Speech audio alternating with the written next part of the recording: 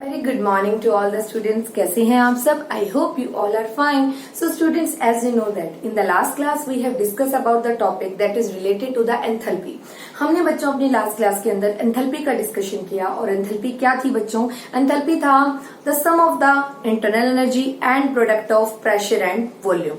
So it is very important concept. मैंने आपको बताया था जो एंथैल्पी का कंसेप्ट है वो आपके लिए बहुत इंपॉर्टेंट है बिकॉज जब हम न्यूमेरिकल जैसे इस चैप्टर में आगे बढ़ेंगे हमारे न्यूमेरिकल पोर्शन हमें इसी से समझ आएंगे. तो delta H is equal to delta U plus P delta V और इसको हमने फर्दर एक रिलेशन में फर्दर कन्वर्ट भी किया था. आप लोगों को याद होगा पी डेल्टा वी हमने रिप्लेस किया था delta N G R T से because PV is equal to N R T according to ideal gas equation.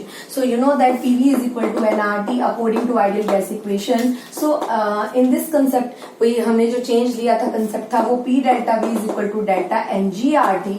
और इस ये दो साइन थे ये भी हमने रिप्लेस कर दिए थे constant pressure of heat and constant volume of heat and delta N G R T. This is the further relation of this concept. Okay so बच्चों this is the concept of enthalpy and delta H represent the enthalpy. You must remember and it is equal to change in internal energy and product of pressure which is the constant here and the delta V means change in volume here. Okay. So इतना आप लोगों को पता हो अपनी last class से आप relate कर सकते हैं इस टॉपिक को. So students now today we will start our new topic that is related to exothermic and endothermic reaction. So बच्चों आप लोगों ने एक्सोथर्मिक और एंडोथर्मिक को अपनी प्रीवियस क्लास में ऑलरेडी डिस्कस किया है पढ़ा है बहुत अच्छे से. बट हम थोड़ा सा इसको किस टर्म में पढ़ेंगे हम इसको किस कंसेप्ट की फॉर्म में पढ़ेंगे डेल्टा एच की फॉर्म में पढ़ेंगे. सो आपको मैं बता दूं बच्चों डेल्टा एच जब नेगेटिव होता है तो रिएक्शन रिप्रेजेंट होती है एक्सोथर्मिक और डेल्टा एच जब पॉजिटिव रिप्रेजेंट किया जाता है तो इट मींस रिएक्शन का जो नेचर है वो है एंडोथर्मिक. तो सिंपली मैं आपको बताना चाहूंगी what is exothermic reaction. Exothermic reaction किन्हें बोला जाता है? So this type of a chemical reaction which proceed with the evolution of heat energy. So ऐसी रिएक्शन जिसमें से क्या निकलती है हीट इवोल्व होती है. That type of reaction are called exothermic reaction. So बच्चों what is exothermic reaction? Exothermic reaction are those reaction in which heat is evolved, in which heat is evolution of heat energy will takes place. This type of reaction is called exo. Exo represent the word exit means release in energy during the chemical reaction. So during a chemical reaction energy का release होना energy का evolve होना this is called exothermic nature and exothermic reaction. So इस concept को discuss करने के लिए हम एक जनरल एग्जांपल लेते हैं A plus B give rise to C plus D plus Q. तो बच्चों ये A प्लस बी रिएक्टेंट को रिप्रेजेंट कर रहा है C प्लस D प्रोडक्ट को रिप्रेजेंट कर रहा है प्लस Q. ये जो प्लस Q है ये क्या रिप्रेजेंट कर रहा है कि एनर्जी रिलीज हुई है हीट रिलीज हुई है ड्यूरिंग ए केमिकल रिएक्शन. एक केमिकल रिएक्शन चल रही है और उस समय हीट रिलीज हुई है. ये Q प्लस Q उसे रिप्रेजेंट कर रहा है. और आपको मैं बता दूं जो डेल्टा H होता है वो किसके इक्वल होता है HP माइनस. आपको मैंने बताया था तो चेंज इन एंथैल्पी होती है वो किसके इक्वल होती है प्रोडक्ट की एंथैल्पी माइनस रिएक्टेंट की एंथैल्पी. और जब रिएक्शन एक्सोथर्मिक होगी बच्चों तो रिएक्टेंट की एंथैल्पी प्रोडक्ट की एंथैल्पी से ग्रेटर होती है. इतनी बात आपको याद रखनी है. जब रिएक्शन का नेचर एक्सोथर्मिक होगा हीट रिलीज होगी प्रोडक्ट साइड में. याद रखिएगा जब हीट रिलीज होगी प्रोडक्ट साइड में तो आपको पता होना चाहिए रिएक्टेंट की जो एंथैल्पी होगी heat of the reactant means energy of the reactant is greater than the energy of the product and delta H is negative here. ठीक है इतना आपको पता होना चाहिए. सो मैं इस रिएक्शन को इस कंसेप्ट को रिप्रेजेंट करने के लिए केमिकल रिएक्शन का एग्जांपल चूज कर रही हूं. तो we will take example that C plus O2 give rise to CO2. Carbon solid होता है ऑक्सीजन गैस होता है जो कार्बन डाइऑक्साइड बन रही है वो भी गैस है. तो मैं यहाँ पर एक आपको हीट दिखा सकती हूँ 393.5 किलो जूल. तो आपको दिख रहा है ये जो एनर्जी है हीट है Q है ये पॉजिटिव फॉर्म में रिप्रेजेंट कर रहा है. तो सपोज अगर मैंने आपको ये एग्जाम में अगर इस तरह की रिएक्शन देती हूँ तो आप अपने आप समझ जाएंगे कि रिएक्शन का नेचर कैसा है. रिएक्शन का नेचर एक्सोथर्मिक है. Plus Q means plus Q. आप ये रिप्रेजेंटेशन याद रखिएगा प्लस Q. जब एनर्जी आपको प्लस में यहाँ नजर आएगी तो आप अंडरस्टूड है एंथैल्पी एनर्जी इज रिलीज्ड. ठीक है. और मैं इसी रिएक्शन को और किस तरीके से लिख सकती हूँ बच्चे. इसी रिएक्शन को मेरे पास लिखने का तरीका है C plus O2 give rise to CO2, delta H bracket में लिख सकती हूँ, डेल्टा एच मैंने क्या कहा था, एंथैल्पी क्या होती है, नेगेटिव होती है, तो delta H is equal to में -393.5 किलो जूल पर मोल। तो इसका मतलब आप लोगों को पता लग रहा है क्या रिप्रेजेंट हो रहा है, माइनस में, माइनस क्या रिप्रेजेंट कर रहा है, एंथैल्पी इज रिलीज्ड। ठीक है, तो ये मैंने आपको तरीका बताया कि रिएक्शन देख के आपको कैसे पता चलेगा रिएक्शन एक्सोथर्मिक है या एंडोथर्मिक है। तो what type of exothermic reactions are those chemical reaction in which proceed with the evolution, जो रिएक्शन चल रही हैं but with the evolution of heat, which proceed with the evolution of heat, that type of reaction are called exothermic reaction। and exothermic reaction में आपको यहाँ पर Q plus में दिखेगा, याद रखिएगा, या तो इस तरीके से रिप्रेजेंट करते हैं या फिर हम एंथैल्पी को नेगेटिव फॉर्म में रिप्रेजेंट करते हैं साइड में ब्रैकेट में। ठीक है, और इस समय आपको याद रखना है डेल्टा एच मतलब चेंज इन एंथैल्पी क्या होती है, प्रोडक्ट की एंथैल्पी माइनस रिएक्टेंट की एंथैल्पी, और रिएक्टेंट की एंथैल्पी ग्रेटर होती है प्रोडक्ट की एंथैल्पी से in case of exothermic reaction, और डेल्टा एच क्या होता है, नेगेटिव होता है। Now we will discuss about endothermic reaction. अब हमें पता होना चाहिए कि एंडोथर्मिक रिएक्शन क्या होती है। एंडोथर्मिक रिएक्शन, सो बच्चों what are endothermic reaction, which type of reaction, those are endothermic। तो chemical reaction which proceed with the absorption of heat energy, ऐसी chemical reaction जिसमें heat absorb हो रही हो, तो इस केस में आप कैसे दिखाएंगे, आपको पहले तो पता हो किस तरह की रिएक्शन है जिसमें absorption of heat हो रही है। These type of reaction are called endothermic reaction। So representation is A plus B, Q give rise to C plus D। एक तो ये तरीका है, Q को आप प्लस Q को रिएक्टेंट साइड में रिप्रेजेंट करेंगे, और आपको पता है अगर आपने एंथैल्पी की फॉर्म में रिप्रेजेंट करना है तो delta H is equal to HP minus H. आपको पता है चेंज इन एंथैल्पी किसके इक्वल होती है, प्रोडक्ट की एंथैल्पी माइनस रिएक्टेंट की एंथैल्पी, और एंडोथर्मिक रिएक्शन के अंदर बच्चों जो प्रोडक्ट की एंथैल्पी होती है वो ग्रेटर देन होती है रिएक्टेंट की एंथैल्पी से, और जो डेल्टा एच होता है it is equal to positive, वो क्या होता है, पॉजिटिव होता है। So these type of reaction are called endothermic reactions. Fine, तो आपको पता हो एंथैल्पी क्यू आपको कहां दिखाई है, आपने रिएक्टेंट साइड में प्लस फॉर्म में दिखाई है, और जब आप रिएक्शन लिखेंगे तो रिएक्शन के समय जो डेल्टा एच दिखाएंगे वो कैसा दिखाएंगे, डेल्टा एच हमेशा पॉजिटिव फॉर्म में दिखाएंगे। तो these type of reaction are called endothermic reactions. इतना आप लोगों को पता होना चाहिए। So students, now we will discuss about another topic, that is heat capacity। अब एक another term डिस्कस करने जा रहे हैं हम, that is heat capacity, and heat capacity representation is Q is equal to coefficient into T, okay, and delta T, और this coefficient represent the C, and C is called heat capacity। and what is heat capacity? वजह जब कोई system heat absorb करता है, मतलब Q absorb करता है, तो डेफिनेटली उसका क्या राइज करता है, उसका टेम्परेचर राइज करता है। सपोज एक सिस्टम है, उसका इनिशियल टेम्परेचर T1 है, जब आपने उसको Q प्रोवाइड किया, हीट प्रोवाइड किया, तो इसका फाइनल टेम्परेचर T2 हो गया। तो चेंज इन टेम्परेचर क्या होगा, T2 minus T1 means the change in temperature is equal to T2 minus T1। So delta T is equal to change temperature when the heat providing to the system. When the heat providing to the system, delta T represent the T2 minus T1, means that initial temperature will change into another, heat temperature will rise of the system. So T2 minus T1 is the change in temperature of the system, and this coefficient represent the heat capacity. When provide the heat to the system, the temperature will change. This is called temperature will change means temperature will increase after providing the heat to the system. So Q is equal to C plus delta V. आपको पता होना चाहिए। This is the, और simply we can say that C is equal to Q upon delta T. This is the heat capacity, and we can say that what is heat capacity? The amount of heat required to raise the temperature of the system by 1 degree. ठीक है, तो amount of heat required to raise the temperature of system by 1 degree, this is called heat capacity, you know that, and the Q represent in joule and temperature represent in Kelvin, so the unit is joule per Kelvin, आपको ये बात पता होनी चाहिए। the unit of the heat capacity is joule per Kelvin। fine, suppose अगर हम इसके लिए एग्जांपल ले लेते हैं, if we supply the 98 kilo joule of heat to a sample of ethanol, हमने इथेनॉल के सैंपल को 98 किलो जूल हीट प्रोवाइड की है और टेम्परेचर राइज किया है 2 kelvin. So heat capacity calculate करनी है, तो हमने एक इथेनॉल लिया और इथेनॉल के सैंपल को हीट प्रोवाइड करी। कितनी हीट प्रोवाइड करी? 98 किलो जूल हीट प्रोवाइड करी और टेम्परेचर राइज हुआ उसका 2 केल्विन टेम्परेचर राइज हो गया। तो हम क्या लिख सकते हैं? 98 किलो जूल हीट प्रोवाइड करी, टेम्परेचर कितना राइज हुआ? हुआ, 2 केल्विन टेम्परेचर राइज हुआ, तो अल्टीमेटली हमारे पास जो हीट कैपेसिटी निकलेगी वो क्या निकलेगी बच्चों, 49 किलो जूल पर kelvin. Kilo joule is the unit of the heat and kelvin जब ऊपर जाएगा तो क्या आ जाएगा, पर केल्विन। तो इस तरह से न्यूमेरिकल आ सकते हैं।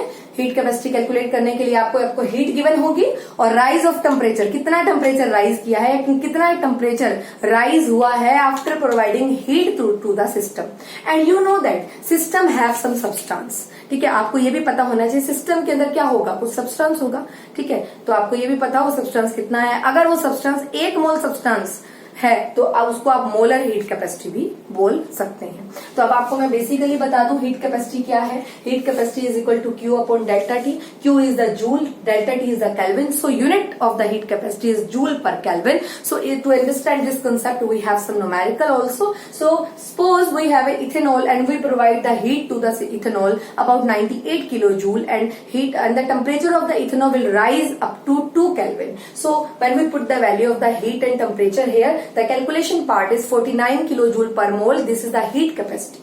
Fine. Now the heat capacity means C. जो बच्चों हीट कैपेसिटी है ये 2 तरीके से रिप्रेजेंट की जा सकती है। कांस्टेंट वॉल्यूम पे हीट कैपेसिटी को रिप्रेजेंट करते हैं Cv और कांस्टेंट प्रेशर पे हीट कैपेसिटी को रिप्रेजेंट करते हैं Cp। तो आप लोगों को पता होना चाहिए constant volume, this is the constant volume condition. Constant volume condition पे तो हीट कैपेसिटी को रिप्रेजेंट करते हैं Cv और कांस्टेंट प्रेशर कंडीशन पे हीट कैपेसिटी को रिप्रेजेंट करते हैं Cp। इतना आप लोगों को पता। Fine. So now we will discuss about the molar heat capacity and specific. What is molar heat capacity? Molar heat capacity, it is similar to the heat capacity, but the molar heat capacity represented by C small m with the Cm and C upon n. So this is the representation of the molar heat capacity, and here C represent the, you know that C is the heat capacity, N is the mole of the substance, so Q upon delta T into N. So C की जगह मैं क्या लिख सकती हूँ, Q upon delta T। जो आपको पता है C heat capacity Q upon delta T के इक्वल होती है, सो आप वैल्यू पुट कर सकते हैं C की जगह पे Q upon delta T into N। और Q की यूनिट क्या लेते हैं आप, जूल, और केल्विन टेम्परेचर की क्या लेते हैं, केल्विन, और N की क्या लेते हैं, मोल। सो यूनिट बन जाती है जूल पर केल्विन पर mole. So this is the unit of molar heat capacity. So N represent the moles. So आपको पता होना चाहिए what is molar heat capacity, the amount of heat required to raise the temperature of 1 mole of substance. 1 mole substance की बात हो रही है, तो amount of heat given to a 1 mole of substance to raise the temperature of 1 mole of substance, this is called molar heat capacity, and its representation is Cm is equal to C upon N, and the C is the Q upon delta T, N is the moles. So Q is the joule, temperature, वो delta T is the change in temperature, means Kelvin into mole, so joule per Kelvin per mole is the molar heat capacity. Fine. Now we will discuss about the specific heat capacity. अब बच्चों ये specific heat capacity क्या होती है? This is specific heat capacity. So what is specific heat capacity? So the heat required to raise the temperature of 1 gram of substance. ठीक है, 1 ग्राम substance की बात हो रही है, वहां मोलर हीट कैपेसिटी में बात हो रही थी 1 मोल ऑफ सब्सटेंस की, यहाँ बात हो रही है 1 gram of substance by 1 degree is called specific heat capacity. So the specific heat capacity means the specific heat capacity is equal to that represent the Q upon delta T, same C into में यहाँ multiply होगा, इसमें हुआ था moles के साथ multiply, यहाँ होगा mass of the sample in grams. Mass of sample जो सैंपल सिस्टम के अंदर प्रेजेंट है इन ग्राम्स, वो ग्राम्स में होना चाहिए, मोल्स में नहीं होना चाहिए। तो Q आपको पता है जूल में, ये होगा केल्विन में, मास होगा ग्राम में। So the unit of the specific heat capacity, जो स्पेसिफिक हीट कैपेसिटी है, जो उसकी यूनिट है, वो किसके इक्वल है बच्चों, जूल पर केल्विन पर ग्राम के इक्वल है। इतना आपको पता होना चाहिए। This is the unit of specific heat capacity. And what is specific heat capacity? The amount of heat, the heat required to raise the temperature of 1 gram of substance by increasing the temperature of by 1 degree. This is called specific heat capacity. Okay, यहाँ पर पिछली बार था molar heat capacity, यहाँ पर N था, moles थे। अब यहाँ है mass of substance that is present in the system, वहां था mass of 1 mole of substance. ठीक है, इतना आप लोगों को पता हो। Now we will discuss about that जो हीट कैपेसिटी होती है बच्चे वो एक एक्सटेंसिव प्रॉपर्टी होती है, बट जो स्पेसिफिक हीट कैपेसिटी और मोलर हीट कैपेसिटी है ये दोनों की दोनों इंटेंसिव प्रॉपर्टीज है। जब मैंने चैप्टर स्टार्ट किया था तो मैंने आपको बताया था what is extensive properties and what are intensive property. Extensive और इंटेंसिव प्रॉपर्टीज में डिफरेंस क्या है, अभी आपको सिर्फ मैं इतना बता रही हूँ कि हीट कैपेसिटी एक्सटेंसिव प्रॉपर्टी है और मोलर हीट कैपेसिटी और स्पेसिफिक हीट कैपेसिटी ये कौन दोनों कैसी प्रॉपर्टी है, इंटेंसिव प्रॉपर्टीज है। Okay, so now we will discuss about the topic that is relationship between CP and CP. आज हम डिस्कस कर रहे हैं relationship between CP and CV। CP और CV के बीच में क्या रिलेशन होता है आपस में। सो बच्चों आप लोगों को पता होना चाहिए, ऑलरेडी आपसे ये बात डिस्कस भी हो चुकी है कि क्या रिलेशन हो सकता है CP और CV के बीच में। सो आपको पता हो बच्चों CP means heat capacity at constant pressure and CV is the heat capacity at constant volume।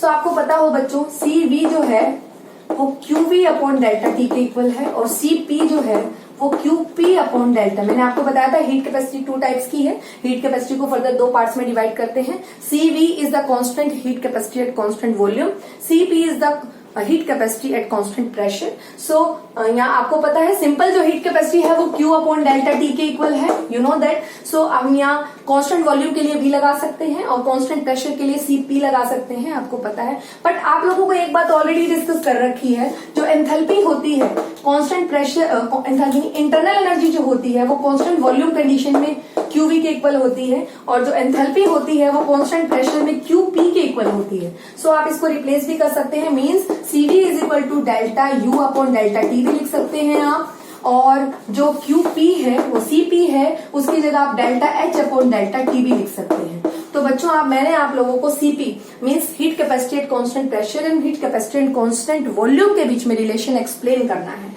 उसको एक्सप्लेन करने से पहले मैंने हीट कैपेसिटी के बारे में आपको बताया। हीट कैपेसिटी सिंपली क्या होती है, हीट कैपेसिटी सिंपली होती है C equal to Q upon delta T। तो कांस्टेंट वॉल्यूम के लिए CV लिख दिया, कांस्टेंट प्रेशर के लिए CP लिख दिया। बट जब मैंने आपको फ्लोट पढ़ाया था, फर्स्ट लॉ ऑफ थर्मोडायनेमिक पढ़ाया था, तब मैंने आपको ये भी बताया था कि delta U is equal to QV। और जब मैंने आपको एंथैल्पी का कंसेप्ट एक्सप्लेन किया था तब मैंने आपको बताया था delta H is equal to QP। So we put the value, QV की जगह डेल्टा U पुट कर दिया और QP की जगह डेल्टा H पुट कर दिया। सिंपली हम इस वैल्यू को इधर लेके जाए तो डेल्टा U किसके इक्वल आ गया, CV इंटू डेल्टा T, और डेल्टा H किसके इक्वल आ गया, इधर लेके जाइए, इक्वल किसके इक्वल आ गया, CP इंटू डेल्टा T। ये 2 इक्वेशन आपने बना ली है बच्चों कि internal energy is equal to CV into delta T and enthalpy is equal to CP into delta T। So बच्चों इतना जानने के बाद now we will start the topic of relationship between CP and CV। So students, you know that delta H is equal to delta U plus P delta V. This is according to which? This is according to the change in enthalpy definition. Okay, so now we will put the value of delta H here. The delta H is CP into delta T. So CP into delta T and delta U is equal to CV into delta T. CV into delta T. Plus आपको पता है P delta V की जगह, अगर हम P delta V की जगह ideal gas equation में with the number of mole 1 हम क्या लिखते हैं, डेल्टा NgRT लिखते हैं। बट अगर मैं मोल्स 1 कंसीडर कर लूं तो CP किसके इक्वल आ जाएगा, R डेल्टा T के इक्वल आ जाता है। ठीक है, अगर मैं नंबर ऑफ मोल्स 1 कंसीडर कर लूं तो मेरे पास डेल्टा N, दोबारा देखिए P डेल्टा V किसके इक्वल होता है, P delta V is equal to delta NgRT। Again I will repeat, P delta V is equal to delta NgRT। But number of moles अगर चेंज इन 1 कंसीडर कर लिए जाए, moles 1 consider कर लिए जाए तो P delta V is equal to आ जाएगा R delta T। So we put the value here, P delta V की जगह हम लिख सकते हैं R डेल्टा T वैल्यू। ठीक है, नाउ अगर हम डेल्टा टी को कॉमन ले ले या दोनों साइड डेल्टा टी से डिवाइड कर दे तो बच्चों डेल्टा टी कैंसिल होने के बाद बोथ साइड अगर हम डेल्टा टी को या तो कॉमन लेके कैंसिल कर दें या फिर डेल्टा टी से दोनों साइड अगर हम डिवाइड कर देते हैं तो हमारे पास जो इक्वेशन है वो क्या आ जाती है, after relating both suppose divide the delta T both side delta T divide करने के बाद हमारे पास जो इक्वेशन आती है बच्चों वो क्या आके रह जाएगी, डेल्टा टी से कैंसिल, यहाँ भी डेल्टा टी से कैंसिल बोथ साइड। सो हमारे पास क्या आ जाएगा, Cp is equal to Cv plus R. So Cp minus Cv equal to R. So this is the relationship between Cp and Cv. So हमारा question था what is the relationship between the CP, what do you mean by CP, the pressure, the heat capacity at constant pressure, and what do you mean by CV, heat capacity at constant volume. So this is the relation between the CP and CV, that CP minus CV equal to R. Fine. So students, this is the concept of related to the heat capacity. So बच्चों आज की जो हमारा topic रहा वो था related to exothermic and endothermic reactions क्या होती हैं. डेल्टा एच के बारे में जरूर आप लोगों को पता हो, दैट इज एंथैल्पी, क्योंकि इसका रोल, और delta U that is internal energy, ये दोनों का रोल आपको पीछे से जरूर पता होना चाहिए. इसके अलावा अभी हमने सीखा heat capacity, molar heat capacity, specific heat capacity, और heat capacity are of two type, CP and CV, and the relation between CP and CV. Firstly आप लोगों को एंथैल्पी के कंसेप्ट से स्टार्ट करना है. Enthalpy delta H is equal to delta U plus P delta V. P delta V की जगह हम पुट कर सकते हैं R delta T according to ideal gas equation. Delta U मैंने आपको बता दिया किस तरीके से आपको निकालना है. डेल्टा एच आपको मैंने बता दिया किस तरीके से आपको निकालना है. वैल्यू पुट करनी है. डेल्टा टी को या तो कॉमन लेके कैंसिल करिए या both side divided by delta T. Cancel करने के बाद आ जाता है CP equal to CV plus R. So CP minus CV equal to R. So this is the relation. This is very important relation of the chapter thermodynamics. ठीक है, ये बहुत इंपॉर्टेंट है, ये आपके एग्जाम में आने वाला क्वेश्चन है, बहुत ज्यादा इंपॉर्टेंट है, और इस पे कॉम्पिटिटिव लेवल पे भी काफी क्वेश्चंस अराइज होते हैं, काफी न्यूमेरिकल पोर्शन अराइज होता है in the competitive level. So students, इतना आप लोगों को बहुत अच्छे से करना है. तो आज 2 टॉपिक कवर हुए हैं, exothermic and endothermic reactions and the heat capacity of the reactions. So आज के लिए इतना ही. Do your work in a neat and clean way and regularly.